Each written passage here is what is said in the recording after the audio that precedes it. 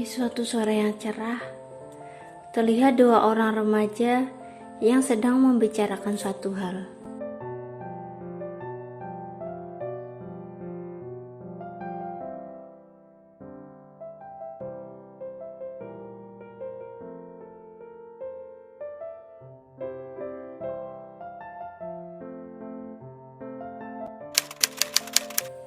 Dalam dialog tersebut, mereka membicarakan tentang bipolar disorder.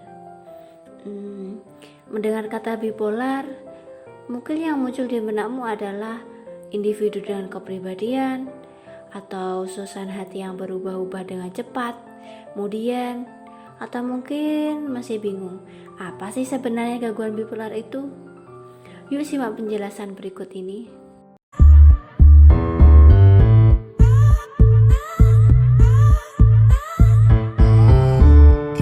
Baiklah, di sini tentang bipolar disorder. Jadi definisi tentang bipolar ini sendiri yaitu gangguan mood yang menyebabkan perubahan emosi radikal dan perubahan suasana hati dari manik tertinggi ke posisi terendah atau depresif. Nah, bisa dikatakan bipolar ini merupakan gangguan mental yang ditandai dengan perubahan emosi yang sangat drastis, di mana seseorang yang menderita bipolar dapat merasakan gejala mania dari yang sangat senang dan depresif, yaitu sangat terpuruk.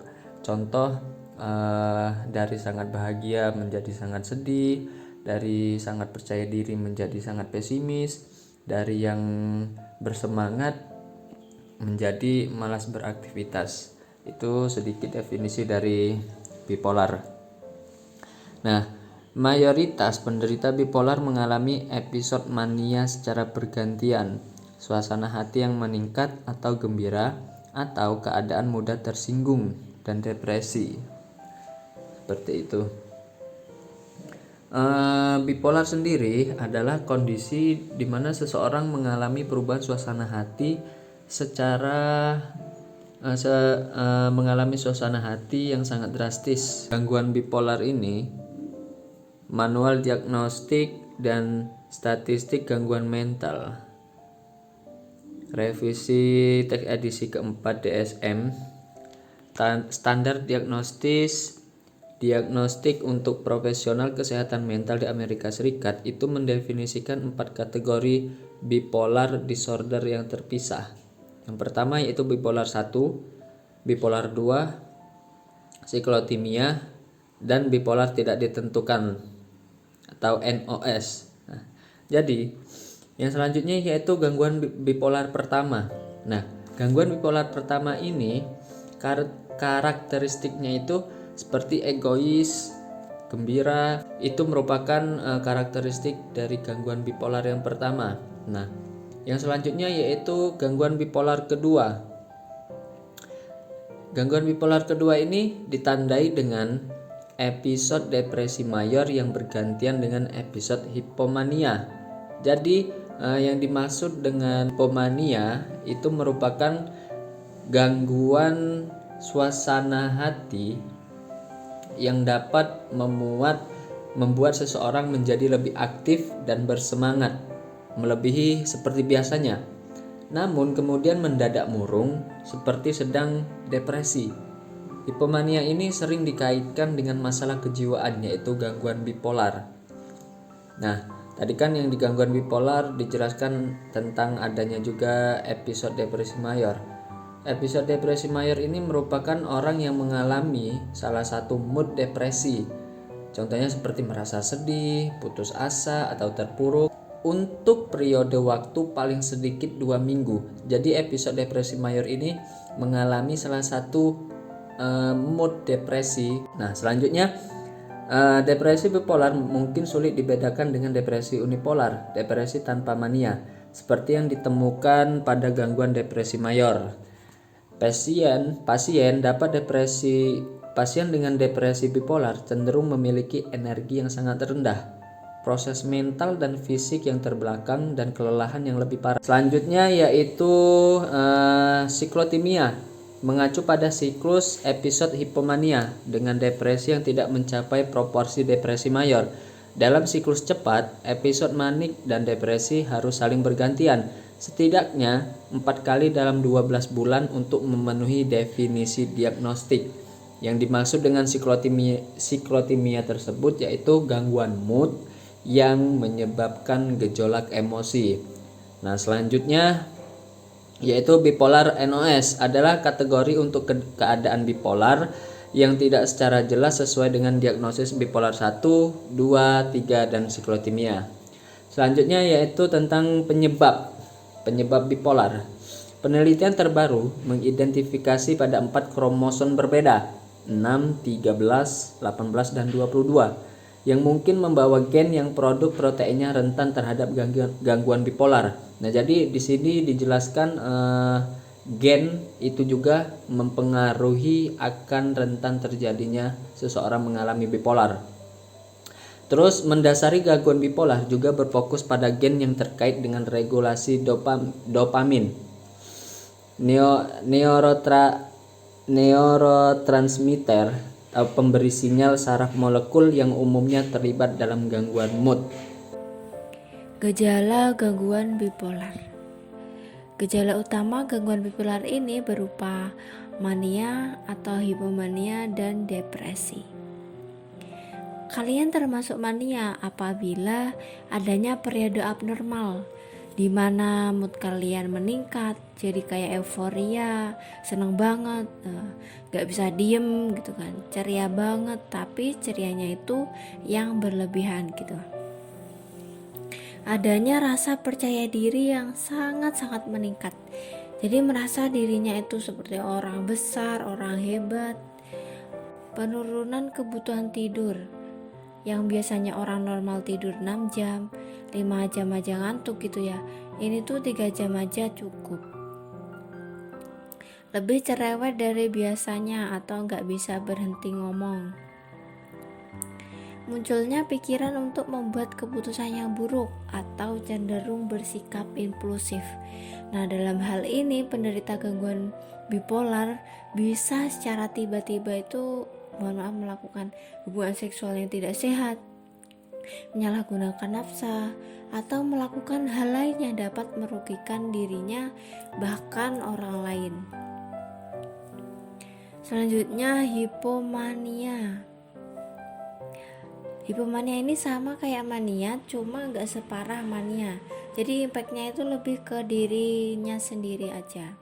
Hipomania ini merupakan episode mania yang lebih ringan dengan gejala yang sama, namun terjadi dalam waktu yang lebih singkat.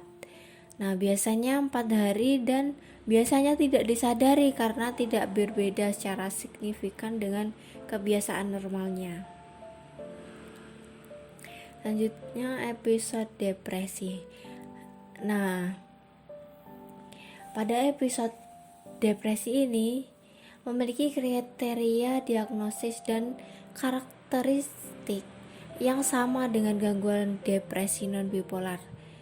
Gejalanya berupa perubahan pola tidur seperti insomnia atau hipersomnia, perubahan pola makan dan berat badan, adanya perasaan tidak berharga atau merasa bersalah, penurunan konsentrasi, sulit untuk konsentrasi atau mengingat sesuatu, memiliki pemikiran tidak wajar seperti adanya keinginan untuk bunuh diri. Nah, sekali lagi saya tekankan, jangan self-diagnosis ya. Ini aku cuma mengutarakan poin-poinnya aja. Komorbiditas atau penyakit penyerta. Sebagian besar orang yang didiagnosis dengan gangguan bipolar juga mengalami komorbiditas. Ada satu penelitian yang menemukan bahwa 67% pasien dengan gangguan bipolar memiliki komorbiditas dan 76% yang mengalami gangguan bipolar 2 juga memiliki komorbiditas. Jadi secara keseluruhan 65% dari semua pasien bipolar akan mengalami komorbiditas. Untuk jenis komorbiditas ini dapat bervariasi. Untuk berdasarkan jenis kelamin, wanita lebih cenderung memiliki komorbiditas gangguan makan atau gangguan stres pasca trauma atau PTSD. Ada juga seperti migrain dan juga hipertensi. Demografi. Gangguan demografi ini sering terjadi pada wanita daripada pria. Sebuah penelitian mengulas resiko percobaan bunuh diri pada orang yang memiliki gangguan bipolar. Para peneliti menemukan perbedaan antara pria dan wanita. Wanita lebih sering mencoba bunuh diri sebanyak 2-3 kali percobaan dibandingkan pria dengan kondisi yang sama. Karena kadar hormon pada wanita meningkat pada saat mengalami masa menstruasi dan dapat sedikit mengubah efek litium atau obat yang digunakan oleh gangguan bipolar. Tak hanya pada saat menstruasi saja, dalam kondisi menopause juga dapat merasakan hal yang sama. Diagnosis. Gangguan bipolar biasanya didiagnosis oleh psikiater atau psikolog dengan bantuan medis dengan menggunakan tes secara lisan atau tertulis yang dilakukan di rumah sakit. Psikolog atau psikiater biasanya menggunakan kriteria yang ada di dalam DSM sebagai pedoman diagnosis gangguan bipolar atau penyakit mental lainnya. DSM juga menjelaskan bahwa suasana hati yang meningkat secara tidak normal itu terjadi pada anak-anak dan remaja. Karena pada usia anak-anak dan remaja, mereka lebih mudah tersinggung dan lebih agresif. Bipolar biasanya diobati dan intervensi medis dan psikososial. Psikososial mengatasi masalah psikologis dan sosial.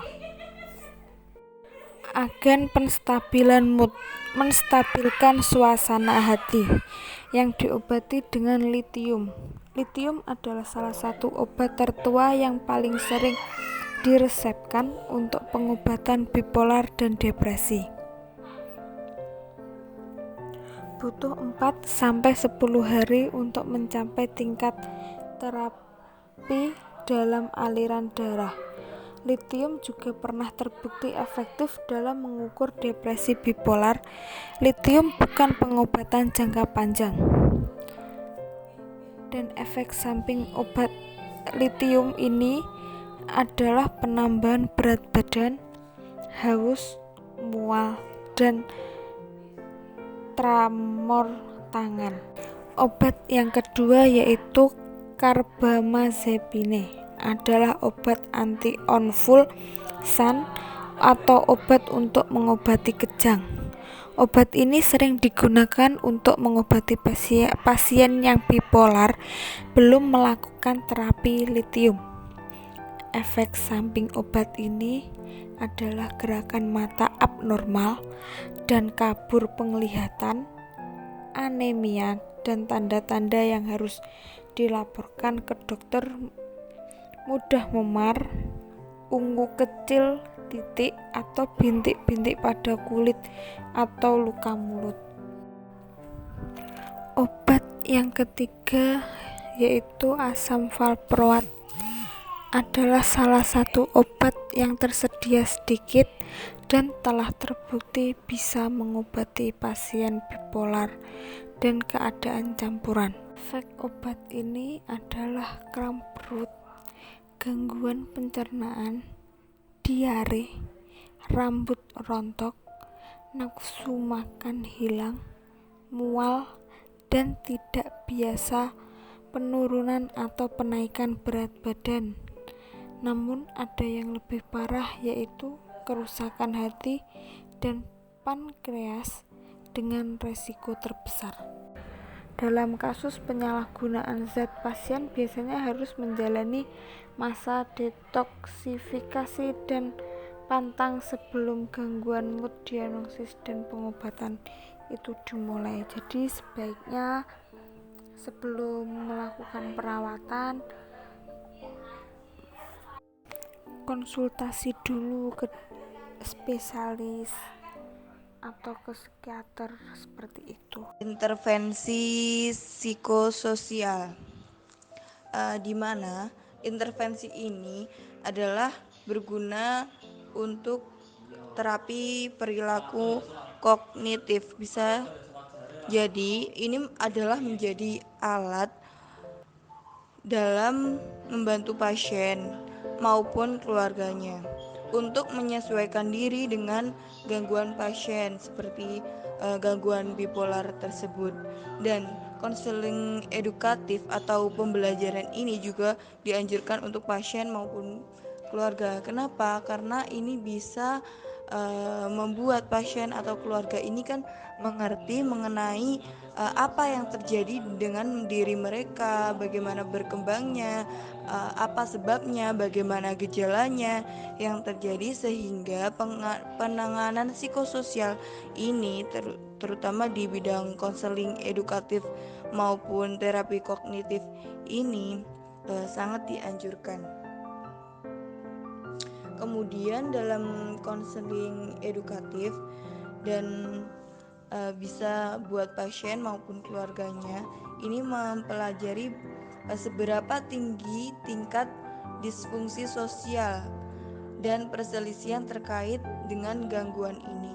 Jadi kita bisa mengerti bagaimana disfungsi atau terjadinya kesalahan fungsi sosial maupun perselisihan yang terjadi di dalam diri maupun di dalam lingkup sekitarnya. Jadi intervensi psikososial ini merupakan rekomendasi umum untuk memelihara di dalam lingkungan. Kita juga membutuhkan lingkungan yang tenang. Kita bisa beristirahat maupun olahraga yang rutin dan diet yang tepat sehingga diri kita ini nyaman dalam melakukan aktivitas sehari-hari.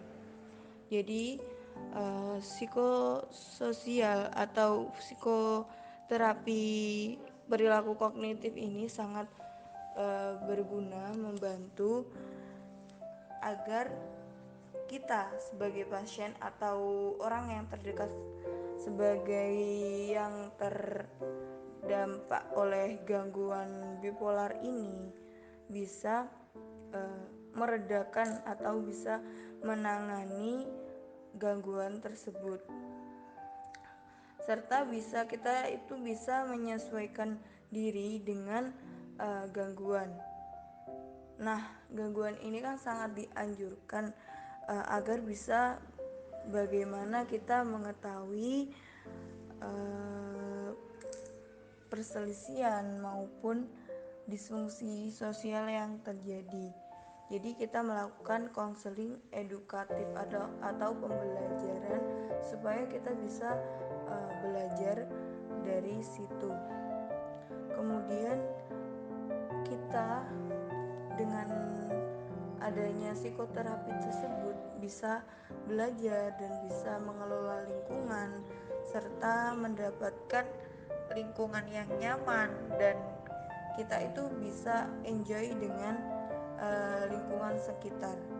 Dan juga kita juga butuh yang namanya istirahat untuk mengoptimalkan tubuh juga dengan olahraga, dengan mengelola tubuh.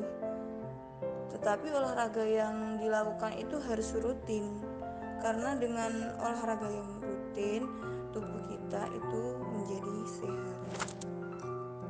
Selanjutnya dengan penanganan ini psikososial, jadi kita bisa menyesuaikan diri dengan lingkup sosial di dalam kehidupan sehari-hari. Jadinya kita itu bisa tetap edukatif atau bisa mengambil pelajaran dari konseling baik dalam pasien maupun dalam keluarganya. Selanjutnya adalah prognosa. Sebagian besar pasien menunjukkan beberapa hal positif terhadap respon pengobatan. Respon sangat bervariasi, dari pemulihan penuh untuk menyelesaikan ketidaksanggupan untuk semua obat-obatan. Terapi obat perlu penyesuaian untuk mencapai hasil yang manfaatnya dapat maksimal untuk diri pasien. Nah, sebenarnya apa sih prognosa itu?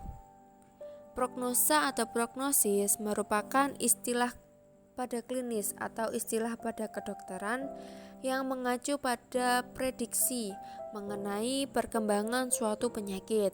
Misalnya, apakah tanda atau gejala pada suatu penyakit itu akan membaik atau memburuk, atau malah akan terjadi suatu komplikasi, atau apakah pasien akan sembuh. Jadi prognosa ini bisa dikatakan seperti sebuah ramalan yang diberikan pada pasien yang sedang menjalani atau pasien yang sedang melakukan terapi pengobatan, khususnya pasien ODP atau orang dengan bipolar. Nah, prognosis ini berhubungan atau memiliki hubungan dengan kepatuhan pasien ODP dalam minum obat dan jumlah pasien mengalami kambuh atau relapse. Prognosa ini penting diberikan pada pasien ODP untuk menyesuaikan terapi pada diri pasien tersebut. Jadi semakin sering pasien mengalami relapse, maka durasi terapi akan diberikan lebih lama. Bahkan pasien bisa harus minum obat seumur hidup. Dalam sebuah artikel menyatakan bahwa sebagian besar pasien gangguan bipolar akan mengalami relapse. Sekitar 50% pasien mengalami relapse pada tahun pertama, sekitar 70% dalam 4 tahun, dan menjadi 90% dalam 5 tahun. Setelah prognosa adalah selanjutnya pencegahan. Penata laksanaan medis gangguan bipolar sangat penting untuk mencegah kekambuhan episode manik. Bahkan dalam perawatan yang terkontrol dengan program yang cermat, program pasien bipolar mungkin mengalami kekambuhan episode gangguan tersebut. Pendidikan pasien dalam bentuk psikoterapi atau kelompok self-help sangat penting untuk melatih pasien bipolar untuk mengenali tanda-tanda manik dan tanda-tanda depresi. Seperti yang sudah dijelaskan tadi, bahwa pencegahan ini wajib dilakukan untuk mencegah pasien ODP mengalami kekambuhan episode manik. Meskipun pasien telah melakukan perawatan yang terkontrol atau telah melakukan perawatan yang terawasi oleh seorang ahlinya, episode manik tetap mungkin saja mengalami kekambuhan. Nah, cara pencegahannya adalah dengan pemberian bimbingan pada pasien dalam bentuk psikoterapi atau kelompok self-help. Hal tersebut cukup penting untuk melatih pasien bipolar dalam mengenali tanda-tanda manik atau tanda-tanda depresi. Karena ODP atau orang dengan bipolar itu sering menarik diri dari lingkungan sosial mereka, maka dengan adanya kelompok atau dengan adanya komunitas tersebut sangat dapat membantu orang dengan bipolar atau ODP dalam pengembalian fungsi sosialnya. Melalui komunitas tersebut, ODP bisa berkumpul dan saling berbagi, tak hanya kepada sesama penyandang, tapi juga kepada orang-orang yang memiliki kepedulian terhadap kesehatan jiwa. Nah, di Indonesia sendiri juga terdapat komunitas bipolar, yaitu Komunitas Bipolar Care Indonesia. Di sana tidak hanya beranggotakan para penyandang, tapi juga mahasiswa psikologi, terapis kesenian, dan konselor. Di dalam komunitas tersebut, selain sebagai tempat berbagi, komunitas juga berperan untuk memberi edukasi bagi para penyandang. Misalnya, anger management, bagaimana perubahan mood itu kita kendalikan dengan baik, dengan cara apa. Kemudian bagaimana ketika mereka lagi fase mania itu kita tidak melakukan perilaku impulsif. Apakah teman-teman sudah paham mengenai bipolar disorder? Jadi, bipolar disorder bukanlah kepribadian ganda ataupun mood yang berubah-ubah dalam satu hari. Jadi, teman-teman jangan self-diagnose ya.